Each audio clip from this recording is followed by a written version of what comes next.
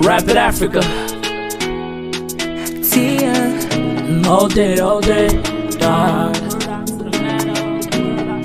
Either find we, then we'll find we today, yeah. Rise up, yeah. No, we don't go carry last no more. Line up, yeah. And now you better take the action, boy. If you believe that you are royal, flexing your move, gotta show. Let them understand that who you are is bigger than the world, yeah. For so many years and so many ways they try to pull us down, yeah. By the time it's down, we'll turn the things around. So we move into the top. Dear customer, My Body Rituals takes pride and passion in spreading the word about the importance of caring for your skin on a cellular level. Blessed to heal eczema, as this amazing plant-based formula was tested 14 years ago on my grandson, who since then is completely healed of chronic dry skin. Additionally, our body butter prevents post-surgery, minor incisions, blemishes, prevent and/or smooth wrinkles, and diaper rash, etc. Because your body is made up of earth, it's only appropriate what you place on your skin, and hair is also made from the earth. Our products are made from love with you in mind. Yours truly, My Body Rituals family. This is Africans Leaving America. I am Afia Coomson, and I have a very special guest with me today. Can you please introduce yourself to the platform, sis? Yes, peace and love. Greetings, family. My name is Ida. How's everyone? And Ida went to the Gambia. She went to the Gambia and as well as Senegal. Now, my first question for you, Miss Ida, is what made you and your family travel to Gambia per se, and how was your stay there when you got there? Well, me and my family, we previously traveled, me and my husband did to Ghana, Togo, Burkina Faso, and Mali. Okay. During that time, we did that at one time. I stayed for 2 months. He stayed for 4. So along that experience, we knew we wanted to go to a English-based country. That previous experience.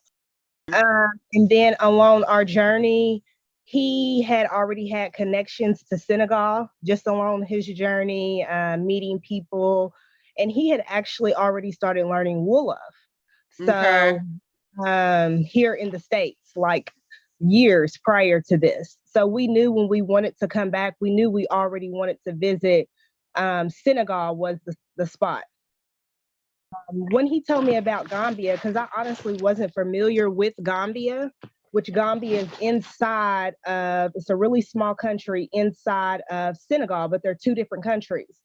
But when I seen it on the map, I'm like, it was so small, and he told me they spoke English. So it's basically you're inside of Senegal, but it's English. So that really made me the language, because our previous travels, language, it's really hard. I had somebody with me who knew French, because both of them, the other countries we went to, they was colonized by the French. As far as their base language, we didn't know any of their traditional languages at the time, so language and communication, especially when you got kids trying to transition things, is really important. That's why we chose Gambia over Senegal. Okay. Now, you said you went to Burkina Faso, Ghana, you went to Mali, and like you said, those are French-speaking countries. So how was your experience going through those countries, being, English speaking woman, trying to navigate through those countries with, the French-speaking language? But it was extremely difficult because, again, you relying on somebody to sometimes we started to learn different words, you know what I'm saying? Greetings, comment ça va, even with the money, we started to learn money as well. So where we could do small things on our own, but they would raise the prices. Somebody with us to be like, no, tell this is what we have. So if you want it, which again, they negotiate prices. Nothing is a set price over there. Exactly. you know. So sometimes it'll be easy to negotiate, sometimes it wouldn't. Communication, it did make it extremely hard to connect, you know, especially if there wasn't sometimes it was the village, you know. So we didn't even know what they were speaking, you know, honey, you know. So it was hard at times, you know, just not knowing. But I will say they do respect you. Us learning, trying to connect to the traditional language like in the Gambia with Wolof, they appreciate that. You know, the morning greetings, you know, that did make it. Even over there, though, they think that when they look at us before we speak, they think we are them. So I will at times. Sometimes they would charge us less prices, but we would negotiate for some of us. You know, coming in. I interviewed a girl from she's from the States, but she lives in Tanzania right now. And she has her own tour company over there where she brings the diaspora over there, you know, basically shows them around and helps them, you know, learn, you know, the ways of Tanzania. But she said the same thing. She said, you know, when they look at us, they don't see us, you know, as African American, you know.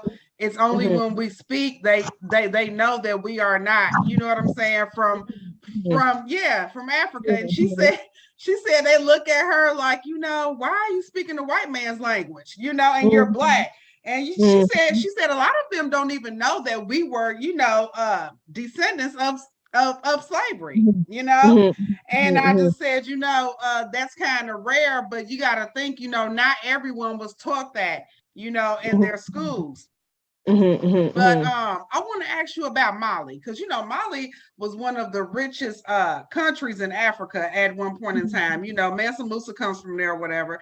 So how was that experience, you know, going to a place where, you know, one of the richest men derived from that country? How was that, sis? Yeah, in Bamako, that was the first place in Africa where I knew there was mansions, you know. I went into Togo, and when I first went into Africa, it was more of the village. There wasn't, in some places in Mali, we actually seen huts when we went into the village. But it was a nice, rich city. Bamako, the city I was in, which is the capital. They was talking about Mansa Musa, just in some slight history. When we went there in Mali, we also got to we stayed at a really nice hotel in Mali, and then we ended up meeting a guy who took us with him to a he was in a band, and we ended up going with him in the village to this huge concert. I mean, when I say they partied from probably 4 p.m. and we was with the band. So we backstage, we stayed the night with the band. You know, we got to go on the tour bus, like everything in the back of all these artists, you know, we was with them and just experiencing it with them, eating with them. Mali was really nice though. City, it was French as well. I felt like they was more friendlier in the city than in the villages. When it came to us, you know, with prices. I know even with fruit, or sometimes them areas don't receive, again, prices are negotiable price. So sometimes when them areas don't receive a lot of people, you know, they may boost it up, you know, you know, we get boosted prices up on here. So sometimes I can't complain because I understand. I'm buying things over here in America, you know, 10 times still as high as what they even charging me. Charging me the local prices too. I am from Atlanta. So I am making sometimes more than some of the average people. But too, some of the average people, they got money, sis. They Yeah. make it me. Yeah. Yeah. Bamako was city. They had more people than the city was bigger than New York and Chicago. Huge buildings. Wow. Motorbikes, Black people everywhere. That was so beautiful. That's what I loved about it. Wow. That's one of the countries that I want to go to. I want to go to Mali, most definitely. And Mhm. and did you feel safe in Mali? Did you feel safe there? Yeah. I never felt unsafe anywhere, any of the times that I went. I know there was some things happening in Mali maybe like a year previous before we went. Um, but all that wasn't going on. But Right. none of the times that I was there did I ever feel unsafe. Sometimes you would have issues, you know what I'm saying, at the borders, but it wasn't big issues where they was trying to arrest you, where they was trying to take anything from you. We I worked our way through it, I just feel like the stereotypes of America, what they show us over here about Africa, it makes the diaspora afraid to go and, seek, the motherland. Because since over here, they show us is the war movies about Africa, the hungry children and things of that nature. They don't ever show, the diaspora nothing good about Africa, and this channel is to show the diaspora, like plan your trip, and I talk to different people from different walks of life that have been to Africa. Says, my mother, my mother and my sister. And that is like one of the reasons why I contacted you. I've been wanting to get up with you, but I've been a little busy with these interviews, but I was like, I need to talk to sis because she's been to Africa too, and I need to get her perspective on, her experience. Because of course, everyone's experience is different. You know what I'm saying? So look, how did your family feel about you going to Africa? You like not just your family per se, but your husband's family also. Well, the first time, again, it was just me, and it was the first time I ever had even left my children, making the decision. Most High made a way, and my family didn't like it.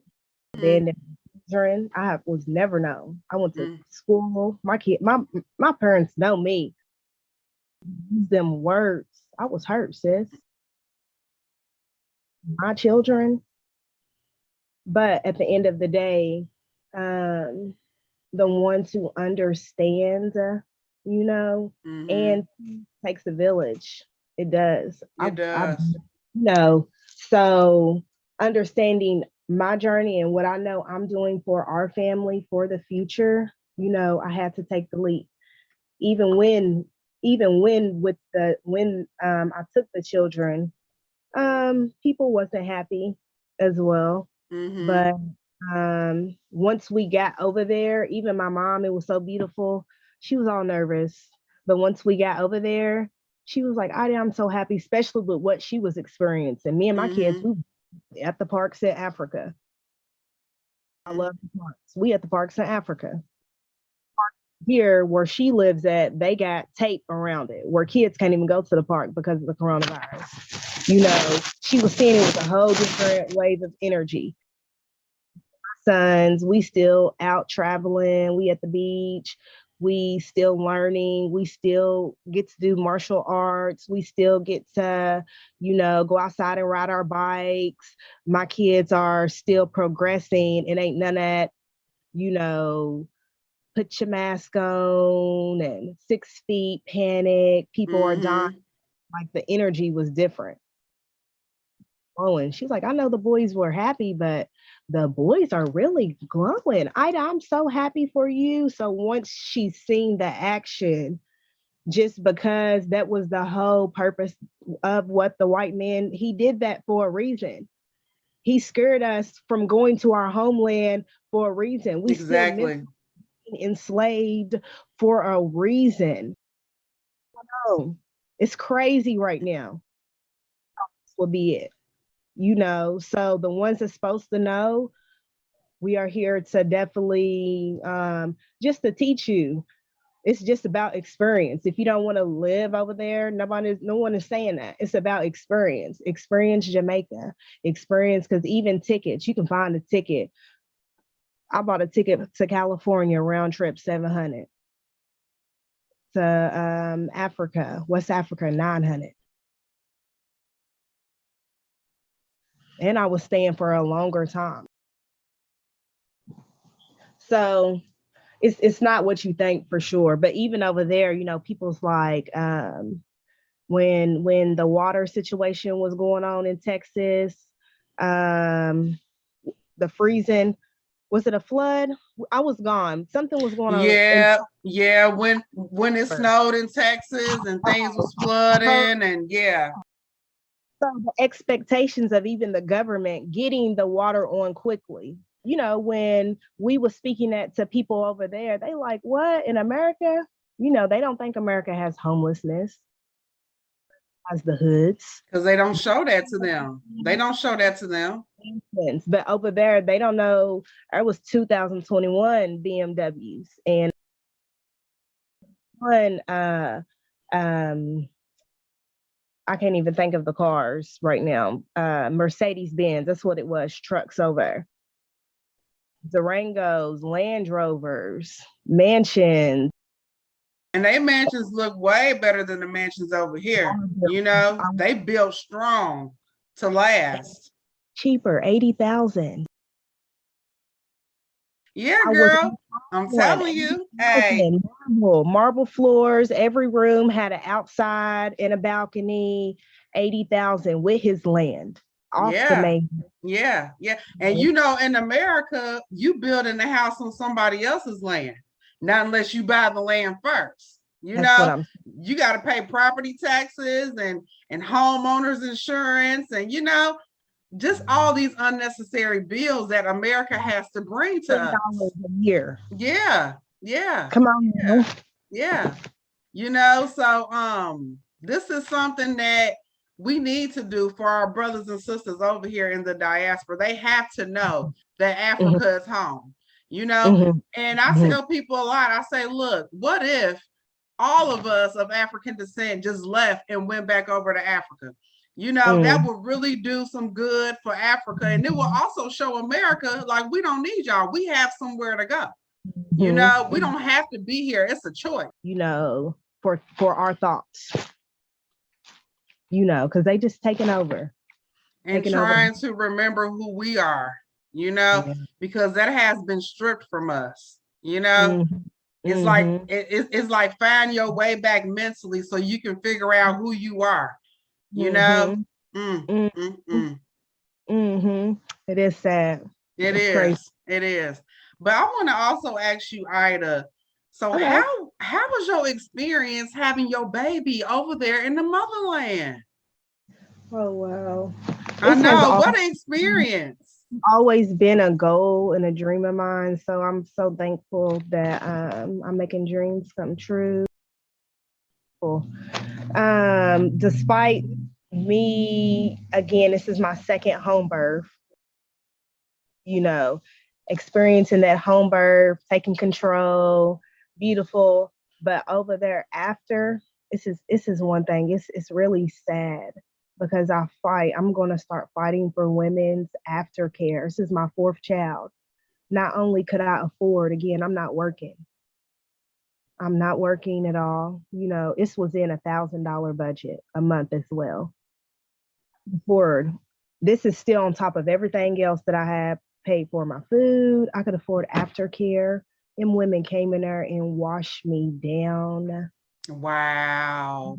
I love Africa. Oh my goodness. I really hold my baby sometimes just because I had somebody cooking for me. She started like 2 weeks before I had the baby for me, cleaning my house. My older sons, I had already had them in school. My husband was with the 1-year-old, but sometimes he needed to go out, get things, do things. So I had another woman, she was there to help me with him if needed. We had become really close, like family. They love in the Gambia, they really like to help. They Okay. we have to understand Kuta Kinte came from their island. So there's a huge movie, Roots, you know, Mhm. in it as well. So it's a national movie. A lot has seen it, but they know they own history as well. Okay. Okay. Maria's, Kuta Kinte, and lots of others got stolen from the Gambia and took to America. This is just only one, you know what I'm saying, one land, but this is their land that they know. So that's why I think from us diaspora coming into the Gambia, welcome home, sis. Plus, I tell you, they be coming to me speaking their traditional language. It's I have a cop. He thinks, "How's your mother?" He knows that I am, you know. So they want to help. Money either, you Right. know. Right. So Right. to come in there and bathe me down, I had never had that. I had never had nobody. You know, my parents and my family worked. So my mom, she'll come and stay with me for a week. My husband's mom will do the same thing. But to have it on a consistent basis and affordable, I never had that. Care for me was beautiful. Even during the birth, I had it just like I wanted. I envisioned it. I only wanted my son, my oldest son, and my husband there. That's how it was. The women was there like clockwork. Wow. That's Yeah. amazing. Even those who you know, even over here in America, I choose not to have my children in the hospital, a registered nurse. So I work in that environment, but I just don't want to be out in that environment. Hospitals are more better over there than here or here. You know what I'm saying? Everybody has their own opinion and perspective of hospitals where they want to choose to have their children. More Right. money over here than over there, you know. But as for everybody's own, even if you want to have your, they do things a lot different and still more natural. Push, you are in and out of the hospitals, but over there too, it's a standard that the woman stays with the mother, you know, so especially with her first child. And for the first 5 months, we up at 6 weeks, you know, Yeah. or Going over back to here, work. Going back you to know, work. it's not even by law. Learned from some diasporas from the UK. The UK does give them women up to a year. They'll pay them their full pay of work for a year. For 6 months, they'll do the full pay for, they'll do half the pay for the rest of the 6 months postpartum. So at least their higher government systems cares about the women because we have nothing, even in the insurance companies, you know, there's really nothing for women Postpartum. It's not. postpartum. It's not. It's not. Yes, it was a good experience. I got to heal for my 6 weeks without getting up on my feet because I had people in play who wanted to help me, you know, who wanted to, because that's the norm. When a woman has a there, it's the norm. That mother, you're going to take care of that mother because that's what we do. Right. You Right. know, the norm over here, we can do what we can do, but we got to work. You know what I'm saying? When we can't take care of his mother, that's why there's more postpartum depression. So I so wouldn't say I did miss my mom though. I really wish my mom. She has always been with me through with every child. every So I child. mean, actually, it was kind of around Mother's Day, my postpartum period. So when Mother's Day was there, I wasn't around my mom. Mother's Day, they don't celebrate it in the Gambia, but it was going on around the US. So I was seeing it. I started being a little emotional because I never experienced my mom. She was always there and at least a week Right. with me. So the transition of not having a family, but then again, the universe bringing people to try to stand into their play to help me mentally, physically, and spiritually throughout that journey. But it was a blessing. I would love to, you know, definitely if I have any more children, I would love to experience it again just because the healing, oh my goodness. I'm thankful for healing. The body is our temple. I It tell you, is. It especially in mothers is. and babies, we got to take care of ourselves. We do. Look at us. That's what my mama said, her grandma always said, and I believe it. I done seen some uteruses dropping, sis. I done had to push back up body. And it ain't because she had too many kids and she done had too much in her. It's because we're not taking care of the organ. And that comes from, the things that we eat, the stress that we accumulate over the years, Mhm. and also not being in the natural order, Mhm. because here in America, we are not in our natural order. We're not getting enough sunlight, for one, Mhm. and for two, the diet is fried chicken wings all over the place. You know what I'm saying? It's like, Mhm. come on now. That's why, hey, Africa's home. It is. Yes. It really is. Now, I got another question for you, and we're gonna wrap this up soon. But Okay. as far as like Gambia and Senegal, like Mhm. which one would you recommend, especially for like the language barrier and the cost of living? You know, it depends on what you're looking for. Everybody's experience. I definitely encourage everybody to do their own research about their country, and I definitely will let you know what the research that you do is still different. It's all beautiful country. It kind of reminds me the country I was in, which was the capital. I can't even think. What's the capital, sis? Starts with a D. It's gonna come back to me. But they were Dakar. Okay. It was New York City. That's what it reminded me of. New York. And it was Wow. New York. But again, people are coming at different times. So if you're gonna save it, it's still not as expensive, but it can be just as expensive. But just to feel the energy, they do speak a little English over there. In any country you go into, just if it's French, I will definitely just try to know small greetings. How much is this? It ain't like you gotta be fluent in the language. To Senegal, at least one person knew English, and if not, small French gets you a long way. To I liked Gambia just because that communication, somebody's going to know English. And again, it's a smaller country. And the city wasn't as big as the New York City. But again, it was Dakar, or still cities. I had a friend who lived outside of Dakar, you Okay.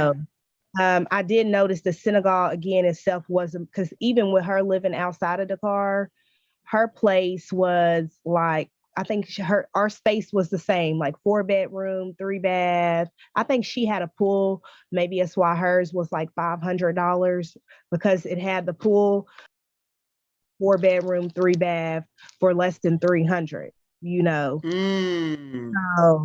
but mine didn't have a pool. But maybe the pool could have brung that price up. But again, I've seen spaces with pools in the Gambia for 300 as well for A rent month?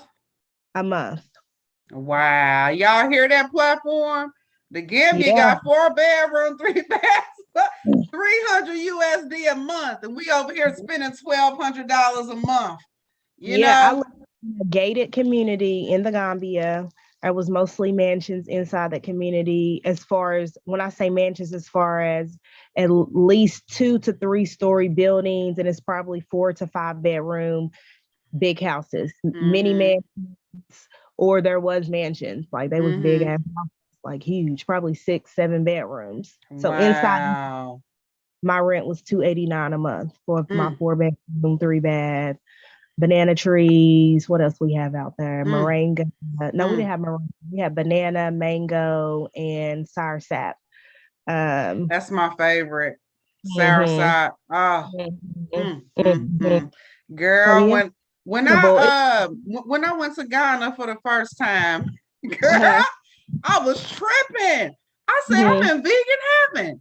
At the time, I was a vegan. I wasn't eating no meat or whatever. And I just was like, you mhm, know what? I can truly mhm. like, this is a paradise. Yeah. I seen ginger as big as my head. You know, avocados as big as my head. I had never seen nothing like that in my life, sis. And I was like, I have to find a way to get back to Africa permanent. So are you planning on moving there permanent? Like, are you planning on building? Yeah, well, we got lands already, and we actually have a business going right now. We're doing some poultry farming. Okay. So we have somebody over there now who is doing some gardening for us and who's working on our farm for us. We want to start supplying, being the chicken supplier, and also for us. Right now, with what we have going on, we can't predict the future. You know, we want to make sure we have a safe spot. Again, too, so my children and my children's children and my children's children. Because how many times we can look down the line of Black history in each Black families that our houses over here has been taken away that was down the line. That I know that my granddaddy paid off.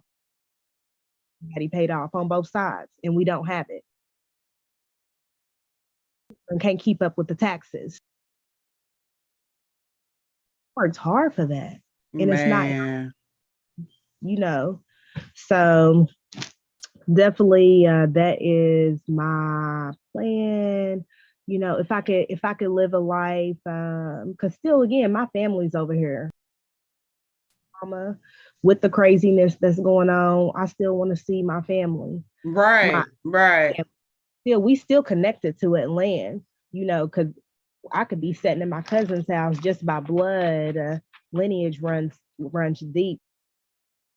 My face looks like their face is over. You know what I'm saying? Muni Polo, Wulanjama, you know. But once I started knowing what they saying, I'm like, it's crazy. They are telling me until I open up and they hear that, they shocked. You know, my sisters put me back because I've been praying to take me back to the country as well. So Spirit's gonna guide whoever the being is. You keep praying. You know, we in the age of manifestation. Desire, even the ones that not the desire. It's just about experience. We all have heard, you know, oh, we from the motherland. So just experience it in vacation, even if you're not interested in living there. Or if you smart, even investing, Chinese is over getting money. Man, they all over Africa right now, all over. Diaspora, because we used to European ways, and it's okay. Yeah. The European things that we are pleasured for is over there, even from the foods. Who are into religion, you know, because it's there, Christians and Muslims. That's one thing I learned from the Gambia. It don't matter what religion you are, it doesn't matter. My sister's Christian, I'm Muslim. Celebrate with her happily, help her. It's all about help and love. It's really all about unity, you know? Yeah. It should not be about separation and division, you know, and I see a mass exodus coming, you know, to Africa from America. I see it. When you get over, it's so beautiful. I can't wait to get back. Yes, especially in the cold weather. It's a different type of heat as well. So they got air conditioning as well. People say they got air conditioner. Yes, they got air conditioning. Yeah, people, they just don't understand.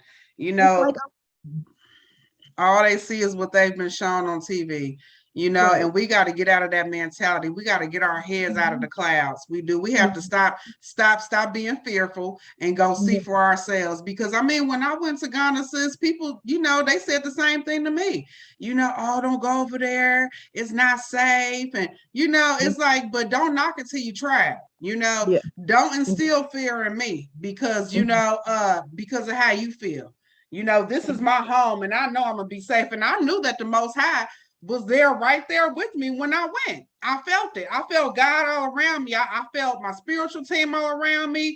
I was highly protected. You know, I'm serious. And you felt it too. Real over, for sure.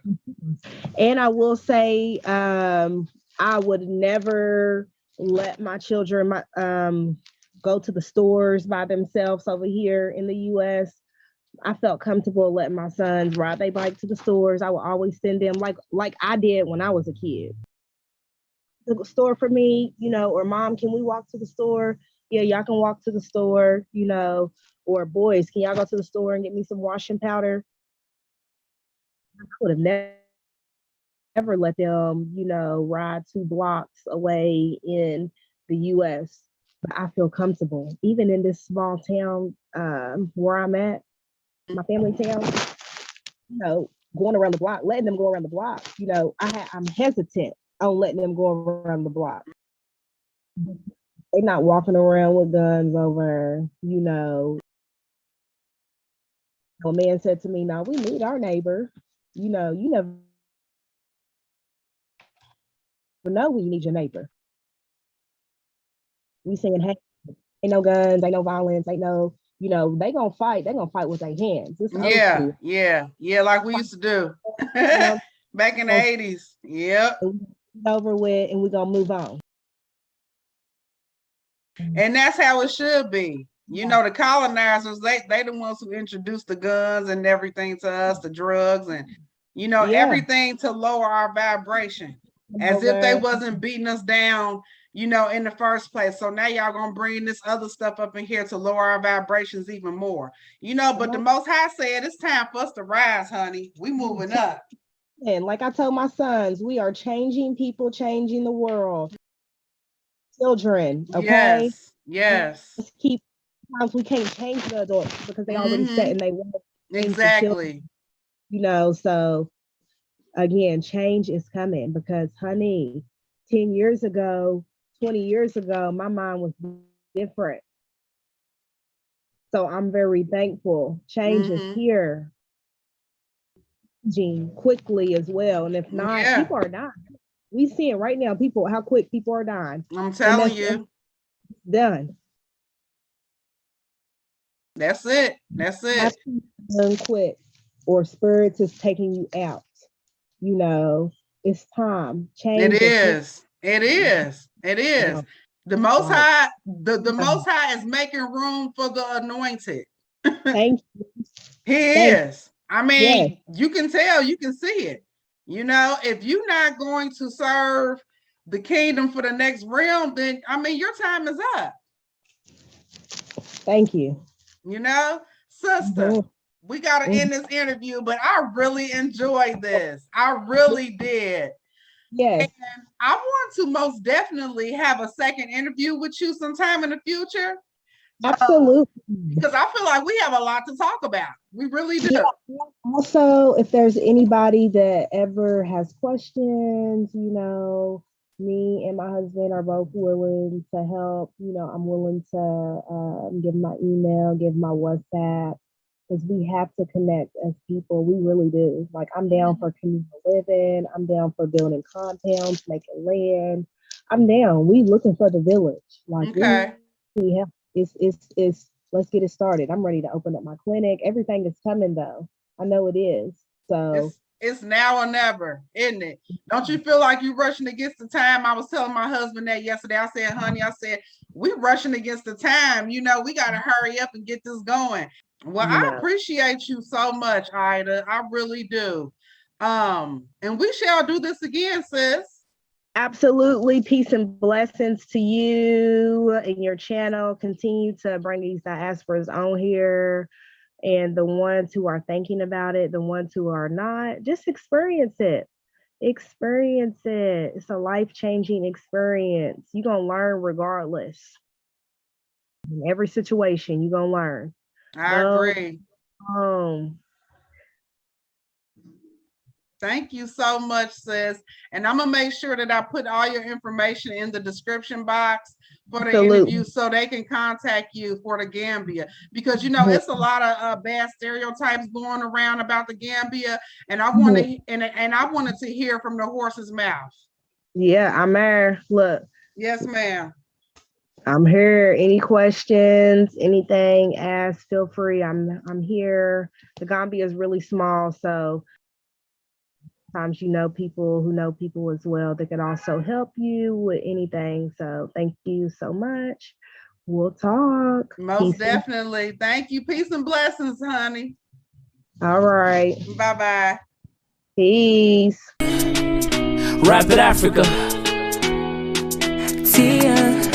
All day, all day. Either find we, then we'll find we today. Yeah. Rise up, yeah. No, we don't go carry last no more. Line up, yeah. And now you better take action. If you believe that you are royal, flexing your move, gotta show. Let them understand that who you are is bigger than the world, yeah.